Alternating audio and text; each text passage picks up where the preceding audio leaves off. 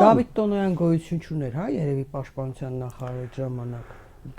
Ամենազավեշտալին դա է, հա, ոնց որ պաշտպանության նախարար Հայաստանը չուներ։ Ընդհանրապես։ Երբ որ խափանման միջոցը փոխվեց, ներողություն, քանի հիշեցեցիք, երբ որ Դավիթ Տոնոյանի խափանման միջոցը փոխվեց, երևի դա մի 6 ամիս առաջ էր, եւ հարց էին նրա գողները ուղում, նա ասաց, որ նոր եմ ես ոնց որ ազատության մեջ հայտնվել, խափանման միջոցով է փոխվել,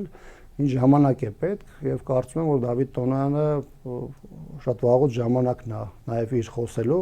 թեև ինքը նույն քաղաքական եւ պատասխանատվությունը կրում է իր մասով 44 օրյա պատերազմի միջև դա եւ դրանից հետո տեղի ունեցած իրադարձությունների համար եւ բայց այս իրավիճակում կարծում եմ յուրաքանչյուր մարդ, ով որ սխալ է գործել Նիկոլ Փաշինյանի կառավարությունում հայտնվելով, Նիկոլ Փաշինյանի հետ քաղաքական ճանապարհով անցնելու, ապա այսպես ասեմ, հասարակությունից ներողություն խնդրելու ճանապարհներից մեկը